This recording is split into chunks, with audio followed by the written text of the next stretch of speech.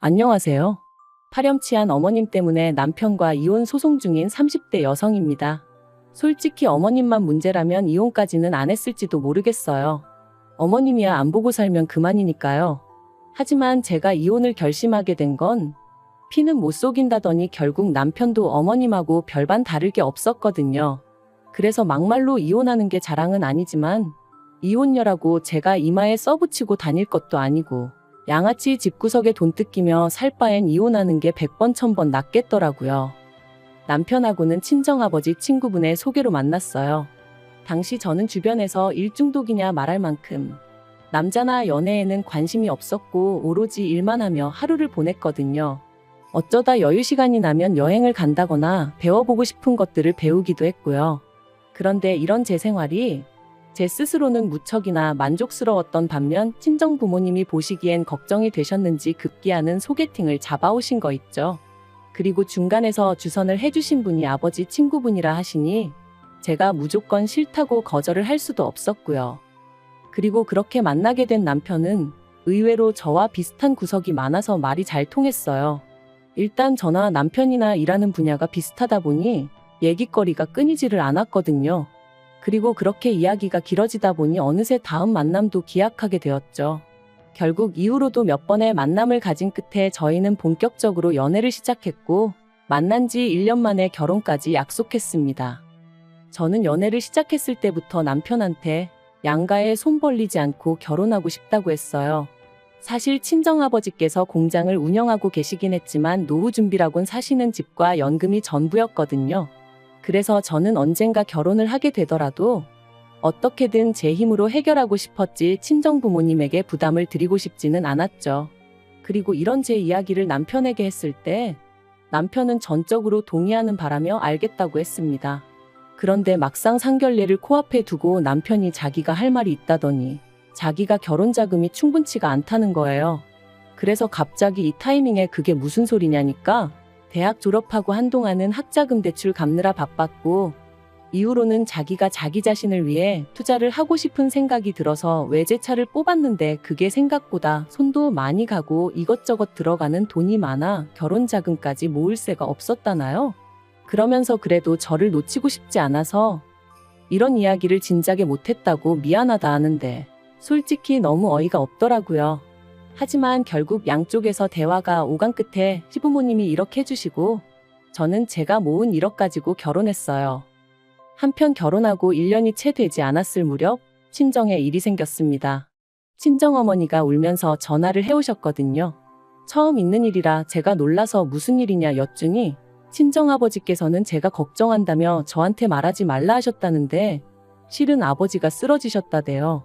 그리고 그렇게 되신 연유를 알아보니 아버지랑 동업을 하고 있던 지인이 회사 돈 4억을 갖고 말 그대로 야반도주를 했다는 거였죠.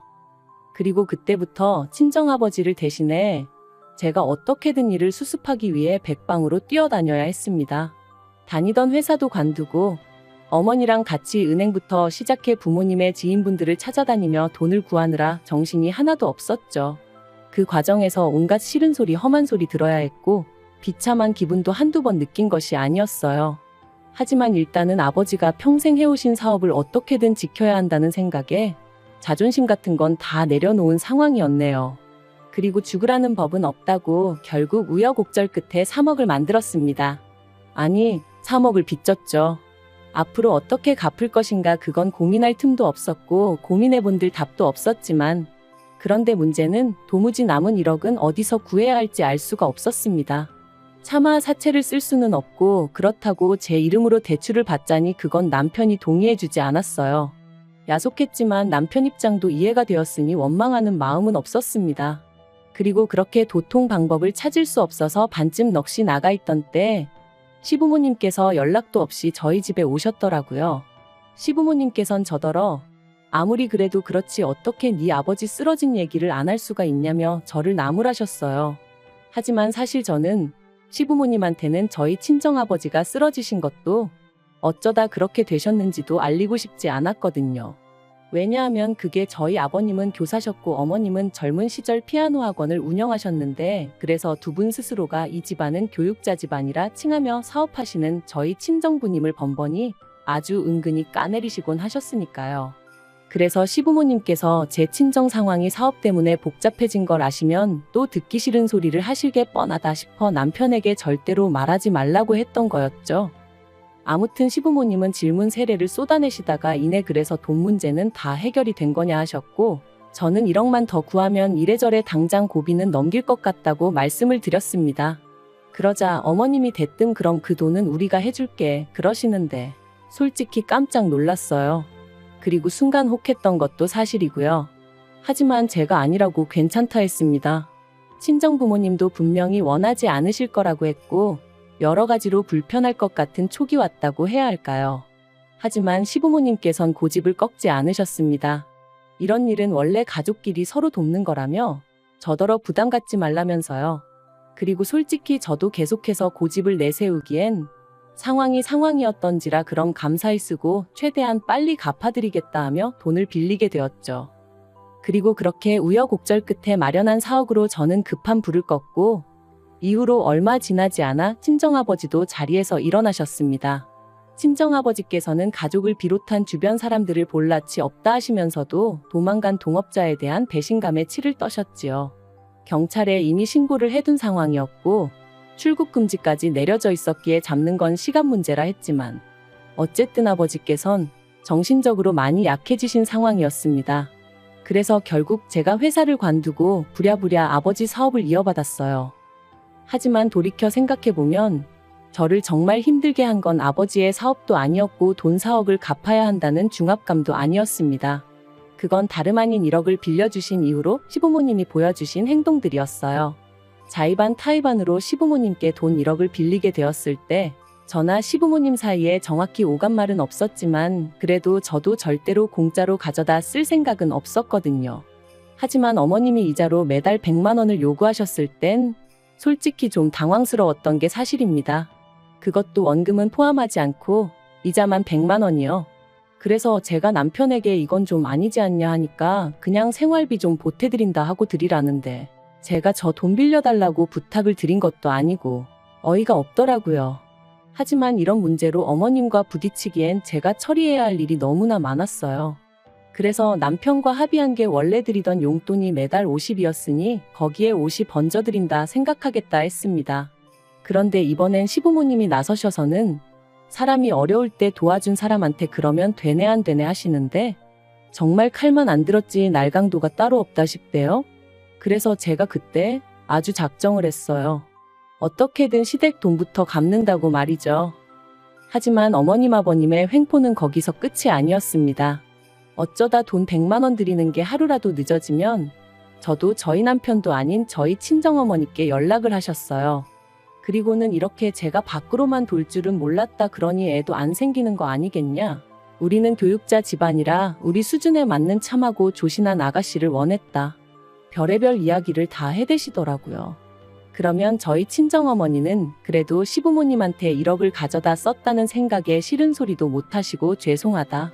그리고 이런 일을 두세 번 겪고 나니까 진짜 너무 화가 나대요. 그래서 정말이지 돈만 생겨봐라. 내가 그 1억부터 갚는다 하고 일을 갈았다니까요.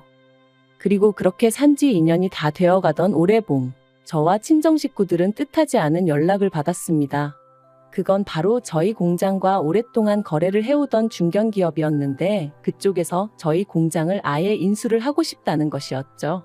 생산 라인도 추가로 설치하고 뭐 자세한 건 저희에게 말해줄 수 없다면서도 어떠냐 하는데 솔직히 저는 제발 팔았으면 싶었어요.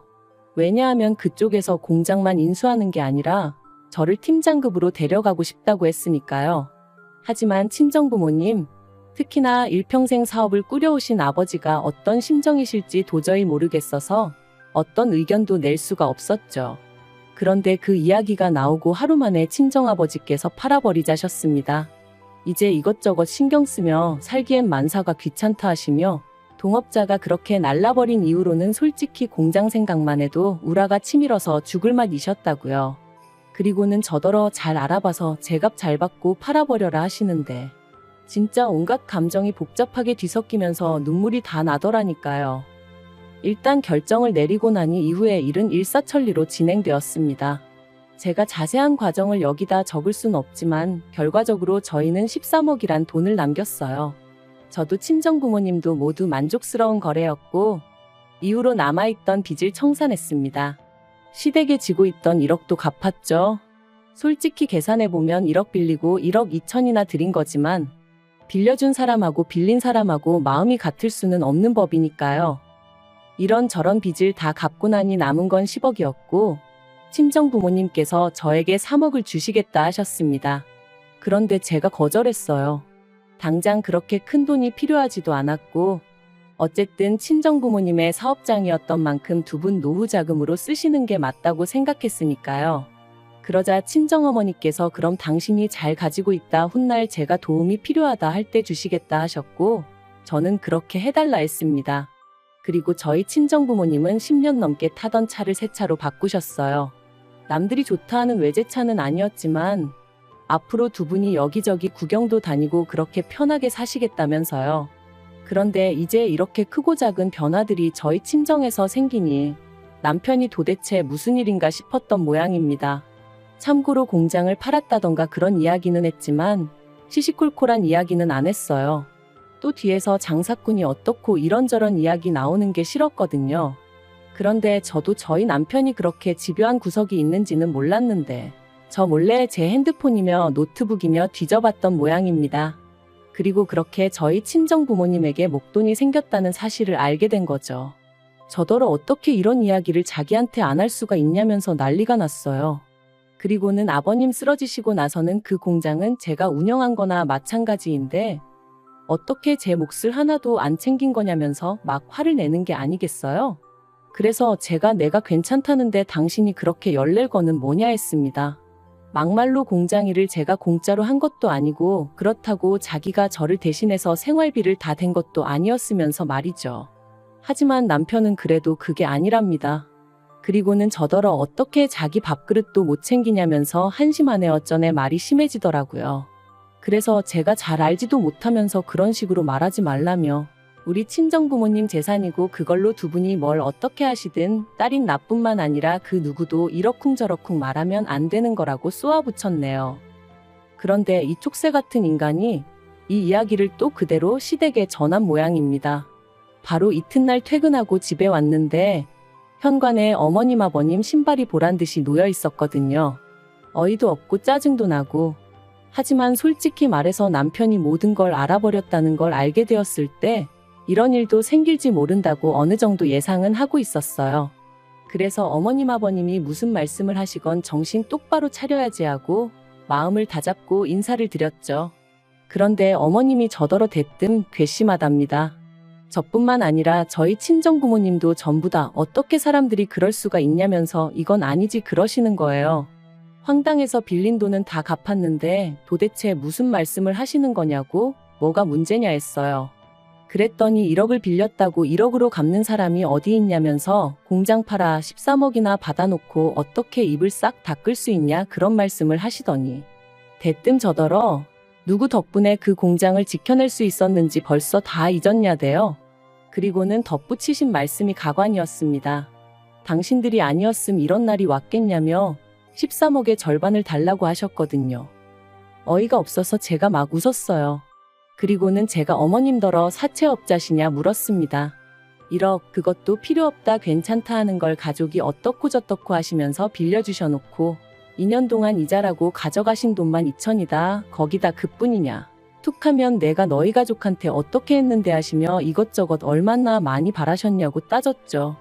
게다가 그동안 저희 친정어머니 상대로 갑질도 어지간히 하셔놓고 그런 건 싹 다 까먹기라도 하신 건지 제가 어머님께 어디다 세게 머리라도 부딪히셨던 거냐고 물었어요. 그런 게 아니고서야 그동안 하셨던 행동들은 싹 다 잊으시고 대단한 은인이셨던 것 마냥 말씀하실 수는 없다고요. 게다가 13억의 절반이라니 지나가던 개도 웃겠다 했네요. 그랬더니 옆에 있던 아버님도 남편도 난리가 났어요. 13억의 절반이 제가 듣기엔 과할 수는 있어도 그래도 어떻게 며느리가 시어머니한테 말을 그따위로 하냐면서 말이죠. 그리고는 저더러 얼른 죄송하다 용서를 구하라면서 절반이 어려우면 못해도 3억은 내놓으랍니다. 듣자 하니 니네 친정부모가 어차피 너 3억 주려고 하지 않았냐며 그거 달라고 해서 가져오면 되겠다면서요. 정말이지 어머님 말씀하시는 걸 듣고 있자니 남편이 아주 제 핸드폰이랑 노트북을 샅샅이 훑었다는 것도 알겠고 자기들끼리 이러쿵저러쿵 말을 맞췄나 보다 싶은 게 오만 정이 뚝 떨어지더라니까요. 결국 그날 시부모님과 남편을 상대로 저는 말도 안 되는 언쟁을 해야만 했고 결국 제 집만 간단히 챙겨서 집에서 빠져나왔습니다. 그리고 바로 친정으로 향했죠. 그리고 이후의 과정은 지리하기 짝이 없습니다만 결론부터 말하자면 남편과는 이혼하기로 했어요. 정확히 말하자면 저의 일방적인 통보였죠. 제가 먼저 남편에게 이혼하자는 이야기를 하려고 만나자고 연락을 했습니다. 그리고 그렇게 약속 장소에 나가니 어이없게도 시부모님이 따라 나와 계셨어요. 저를 보자마자 첫마디가 반성 많이 했냐는 거였고요. 어이가 없어서 이번에도 웃었습니다. 잘못한 게 없는데 무슨 반성을 하냐면서 그럴 일은 제 눈에 흙이 들어가기 전까진 없을 거란 말과 함께 말이죠. 그리고는 남편에게 이혼 서류를 던져줬어요. 이거 주러 나왔다고, 조용히 협의 이혼했으면 좋겠다고. 하지만 소송으로 가는 것도 난 두렵지 않다. 그리고 애석하게도 남편은 협의 이혼은 못 해주겠다고 나왔습니다. 저더러 3억을 가져오면 해주겠다는데 제가 미쳤나요? 그렇게까지 이혼하게? 그래서 제가 그냥 법대로 하자 했어요. 솔직히 절대 제가 질 것 같지 않거든요. 시부모가 친정부모 재산 뺏어오라는데 그것부터가 제정신이 아니잖아요. 다행히 저희 둘이 살던 집은 전세여서 집주인에게 이혼 서류 냈다는 말과 함께 사정 설명하니까 뭐 그런 집구석이 있냐면서 계약은 빠른 시일 내에 정리해주겠다 했습니다. 그래서 엊그제 남편하고 보증금 반반 갈랐고요.